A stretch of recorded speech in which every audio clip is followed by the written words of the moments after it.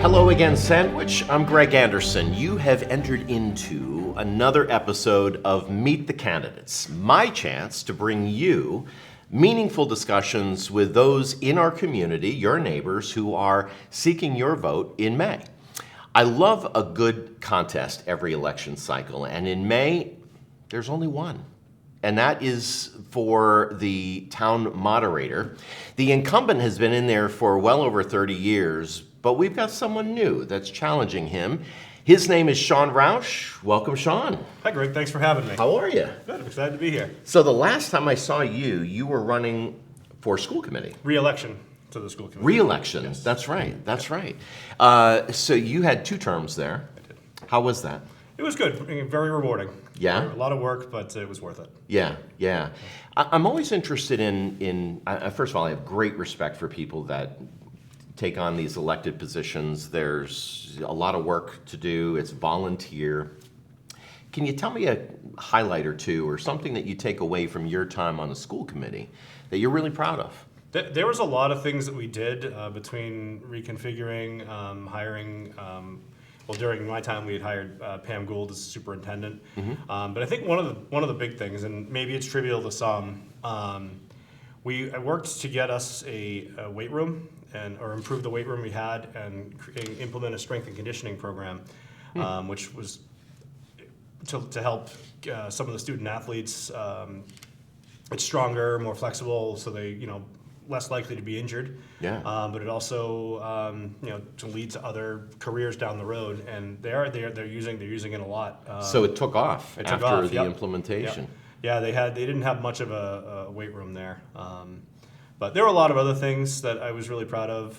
Some of our investments in the arts and music program, which I don't think I have to tell everybody how great the program the Lassets have over there is. Yeah.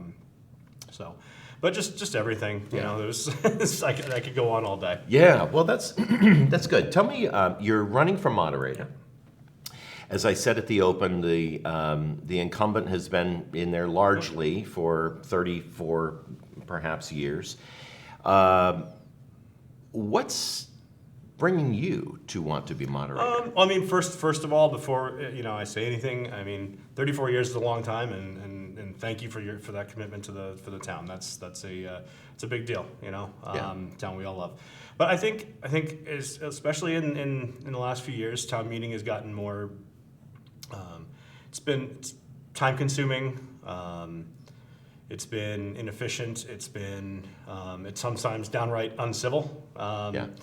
And confusing, and I think we can do better. So let's talk a little bit about.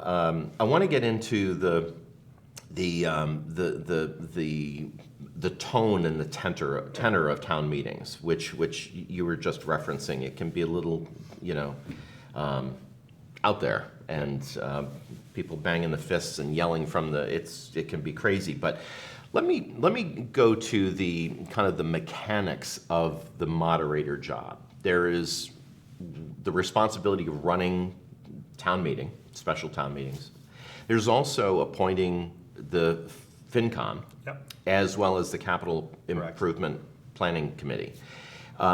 What is your skill set? What are you looking for in appointing, say, FinCom? I resist the to use the term having a litmus test for things, but what I would hold in high regard is people that have served on committees in town, have some experience in municipal budgeting, or people that have had a business in town. Mm-hmm. Not saying I wouldn't consider other people, but those would be the things that I would look to.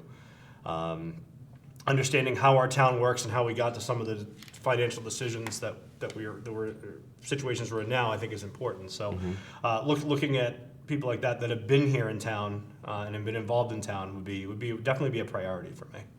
When you look at the Capital Improvement Committee, that's a different type of skill set, knowledge base, whatever. How are you vetting that group?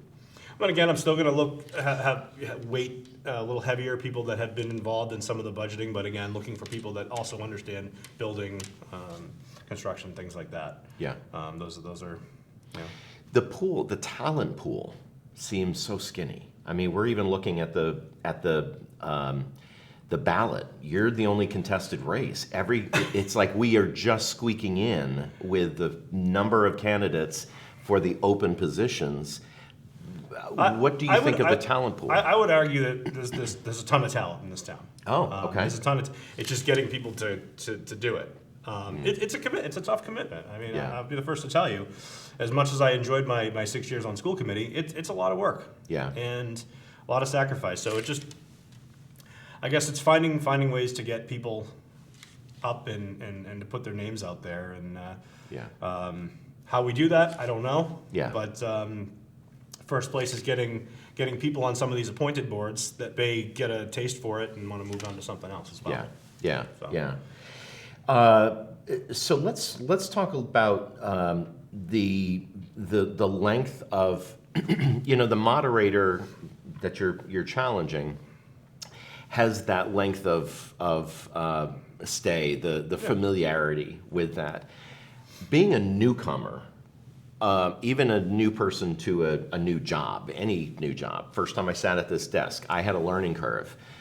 Basically not focus on how fat my head was on TV. That was a big learning curve for me. I did not know how to manage That's why I'm not that. looking at the camera. Yeah, don't look. Yeah, you'll never get that image out of your head.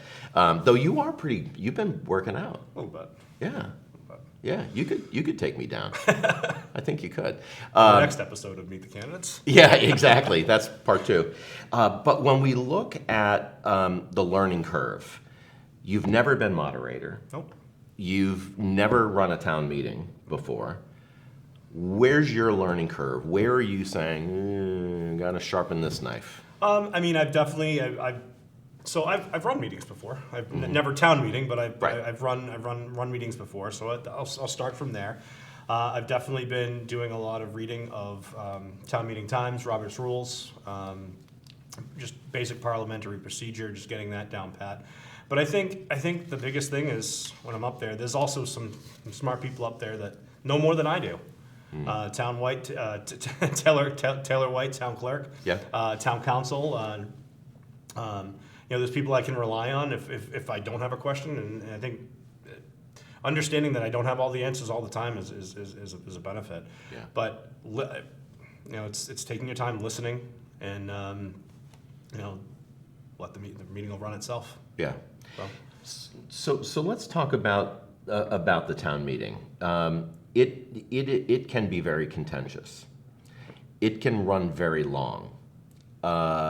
We have reasons for all of that, but the way I see the moderator's role in running town meeting is to be quick on their feet, be very decisive, because the moderator does make decisions that are up to the discretion of the moderator, right, that the average Joe out there is not happy with.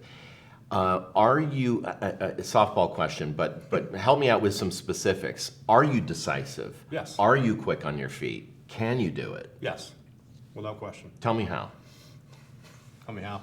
Well, I mean, I think as far as I think some of the decisions are actually going to, if we do implement the electronic voting that I know the town clerk and the board of selectmen brought in, that's good. That's going to take away some of the muddiness, because there we go. We don't have No more cards. Yeah, we don't have our cards. We don't have to decide, because the moderator also has full discretion on voice votes. So Yeah. So if we have a hard number, there's no cloudiness there. There's no, we know what the answers are. Yeah. Yeah. So, but I mean, I think there's other things we can do to improve town meeting. Just utilizing some parliamentary procedure. There's usually a few articles at the beginning of the meeting, like sometimes the first 10 that are literally just housekeeping articles, budget transfers, stuff that are already required to just happen. We just have to move it back and we have to vote for it. Yeah. So you can request a motion to even for someone to bundle articles 1 through whatever they are that time, and let's take half an hour right off the top. Let's do something like that. So it's things like that. I'm a big supporter of technology, and I'd always embrace technology and new technologies, the things that can make things more efficient for us. Mm-hmm. So the efficiency piece, obviously, as I watch town meeting, There are times of they got to confer, they got to talk to town council, they need to. And there's always going to be that. But Yeah. if we can tighten up some of the other things, Yeah. those things are less of a become less of a drain. So do you think that electronic voting piece, which I believe will be in the May Yes, meeting? and I'm looking forward to going to. There's going to be a whole thing on it on the third. I believe it's the 30th. So Okay. just learning about the electronic voting and how it works. So I'm looking forward to attending that. Okay. But I think it's gonna be a big deal.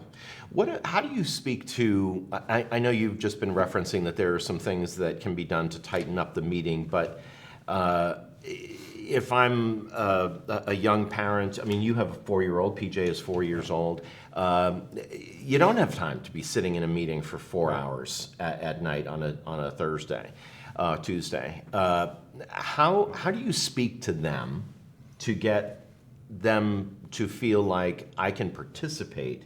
Because right now, I would say most people are thinking, if I go into town meeting, it's I'm there tough. forever. It's tough. My wife and I have to juggle like who's going and Yeah. but I think definitely looking at the parental side of it. I mean, one of the things I'd like to bring back down the road would be offer a childcare option sometimes at town meeting. Obviously, later nights it's a little tougher, but we could look at weekends. We could look at other options. Okay. But I think also a lot of people don't go because they don't understand it. So I think we should hold regular trainings and town meeting school and if people feel confident about going and confident about how it works, they're going to be more likely to go and participate. But are you going to want to invest that time if you're not comfortable with the process in the first place? So unpack that for me. I'm intrigued by that. Because I do know that there are people that show up. I show up and I'm feeling like I don't really know what's in that warrant, and it takes 45 minutes for us to chew through it in the meeting. Right. And you feel a little bit of like, oof, what did I not do to do my research? And some people are social media researchers, and that's where they stop, and that's all they do. They don't go down to town hall. They don't look for the warrant. The University of Facebook. Exactly. How do we get people to be more knowledgeable before they go in? Therefore, we can move faster. So again, going back to having maybe town meeting schools. Yeah. What is that? We can come in. We can talk about rules and motions and how the meeting operates and things things that can be done. What different motions mean. What this means. I think things like that will be important. I also think publicizing the pre-town meeting a little bit more, so people can come, they can find out, maybe talk about some things. Sometimes articles don't make it from the cutting room floor of pre-town meeting to the actual town meeting. So, do most people know about pre-town meeting? I would guess not. I would say. I don't want to speak for everybody, but I would say probably not. So for those who don't know, what is pre-town meeting? Without sounding completely obvious, it's the meeting prior to town meeting, but they go over, they discuss it, they kind of run through all the warrant articles, and you can just, sometimes you can come out of there with more or less than articles than what you had. So it's just kind of. So that's the selectmen, Yep. town council, Yep. town clerk, moderator, Yep. and decisions are made in that. When prior to the? Well, I believe at last year's pre-town meeting, and maybe it was the year before. I know there was an article on the ballot or on the warrant involving something to do with liquor stores, and I know some of the package store owners showed up, and then it never made it to the. Oh, interesting. So that's you're setting the warrant. Yeah, interesting. Tell me a little bit about, there's managing the meeting. Yep. And there's Robert's Rules of Orders, there's the motions and all of that. And then there's the 1,000 people, the 1,000,000.2 people sitting in that auditorium. Oh, if we could get that many people. Wouldn't that be great? Exactly. It'd be weird because that's a lot of people. We have to do it at the DeConto field. Exactly. But you got to you got a bunch of people sitting in that auditorium. This group over here, they're pissed off because something on the warrant is now at the end of the night where no one is going to want to stick around. These guys over here, they just think the moderator is moving too slow, and this guy wants to say everything on every motion and is going to be up there. What practices, what techniques, what's in Sean Rausch's mind if you were at the podium to manage the room?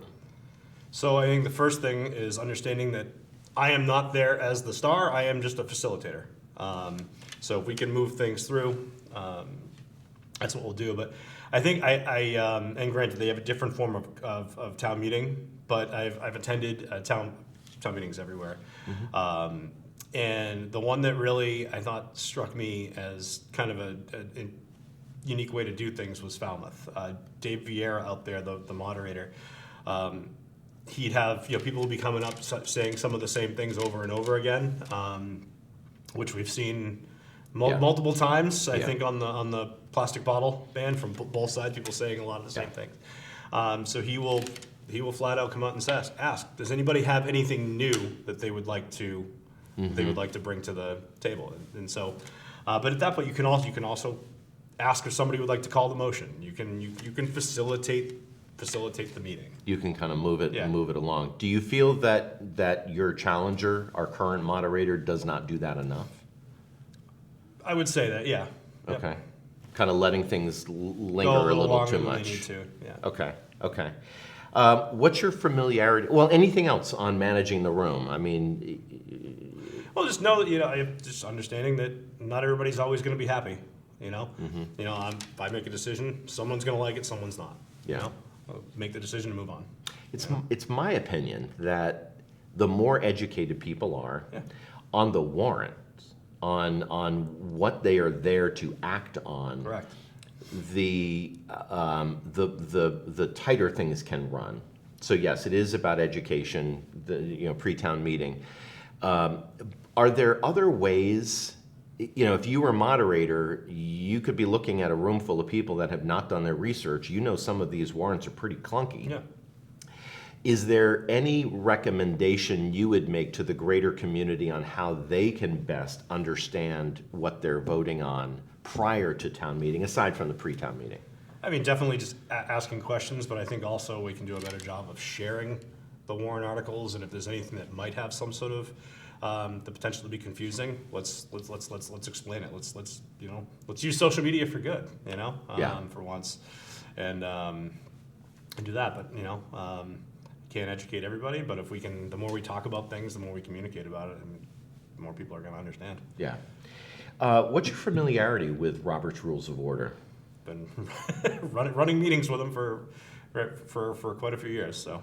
Yeah. Do you feel that that Robert's Rules of Order can get in the way? I mean, obviously it has to happen. I'm on boards and committees. I understand that. But that the moderator can do a better job of moving through some of the fundamentals in order to move the meeting faster? To some extent, but at the end of the day, town meeting is really our purest form of democracy, and as we know, democracy can get muddy at times. But I think if we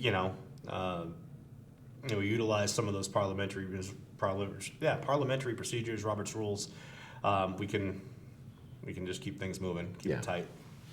Are you okay with the digital voting? I wish we had done it 10 years ago. Okay. I think many a times when we've had very late town meetings and there's been questions, and I've been a counter myself. You're going that takes it takes a significant amount of time. We're going through, you get 2 counters to a section. We each go count it once, and then we flip, and they count the other side of that section. It takes a long time. Yeah. And we have technology can be positive or negative, but in this case, I think it's a huge positive. Yeah. Let's take it out of the hands of, let's try to limit human error. We're all humans. We all make mistakes. Yeah. And if something's coming down to 1 or 2 votes, that's, so you need people to feel very confident that the vote whether it went their way or not was accurate, that there was integrity in the vote. And so by using the technology, that's gonna help to make people more confident in that integrity. So I don't want to be, Ned naysayer here, but we have a very contentious federal argument as to voter integrity and technology and voting booths and all of that stuff. I'm not suggesting, I believe in technology, and I do think, in my personal opinion, these voting devices will significantly save time. Is there any risk from a technology perspective that something could be flawed? There's always a risk, but if we're doing our homework on it, we're getting it set up properly, there shouldn't be. Yeah. And again, I don't know all the details on how the electronic voting systems that we're getting. I don't know all the details yet. So, like I said, I'm looking forward to that meeting on the 30th to learn more about it. But I feel very confident that our tech people are going to be able to implement this in a very secure and manageable way. Tell me a little bit about representative town meeting. What's your opinion on that? We have open town meeting. We have open town meeting. Yeah. If given my preference is the open town meeting. Okay. Why? It's just, I think when you go to representative town meeting, it's just adding another step between. It's another layer between democracy and the voter. And I think people should be able to show up and say their piece on something if they believe in it without having to be a town meeting member. You know what I mean? But furthermore, I think there'd be a cost issue to that as well, because we'd have to do different ballots for each precinct as opposed to just one blanket ballot for the whole town. Right. And I think Taylor White's office has enough to do as it is. So, but I like I said before, I think town meeting is really the purest form of democracy we have, and it's direct vote. You show up, you vote on it, things happen. Yeah. And or don't happen. Right. And so adding another layer to that, I think, just separates people from that democracy just a little bit more. And Yeah. I'm sure it works for some towns. Right. It's not my preference. Not your preference. So as moderator, there's a little bit of you need to be neutral. Yep. On Well, that's literally the word, moderator. Yes. If you're in the middle, you're moderating. yeah. You're not. Yeah, exactly. But you live in the community. Yep. Your son goes to the school district. Not yet.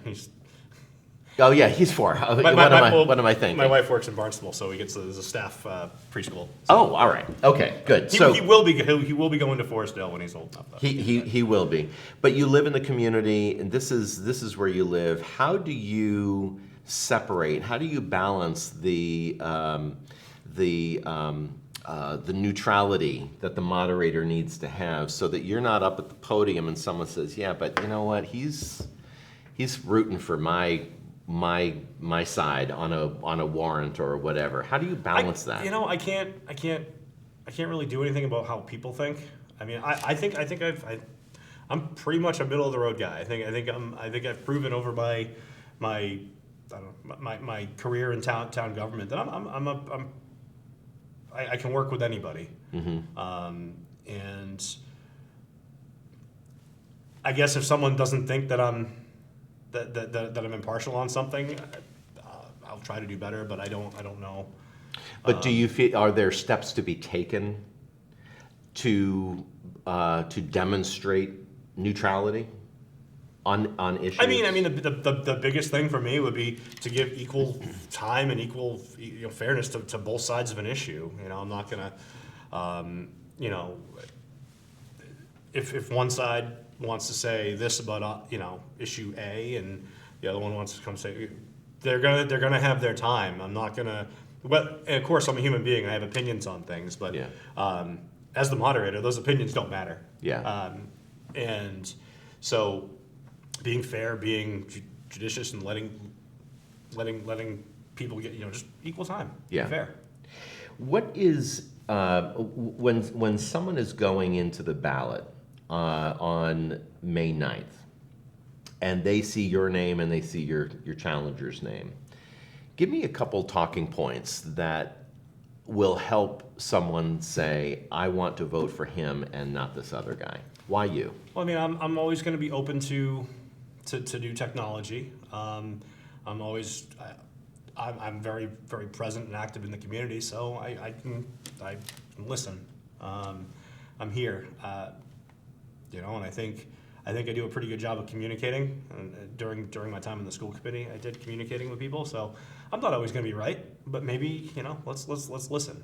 I'm just I'm going to be a fair person. I'm going to make sure everybody gets a chance to get their side across, or do the best of my ability to allow people to get their point across, and moderate the meeting. Just there, and I understand the same concerns as a lot of people. I have the same concerns because I live them. Yeah.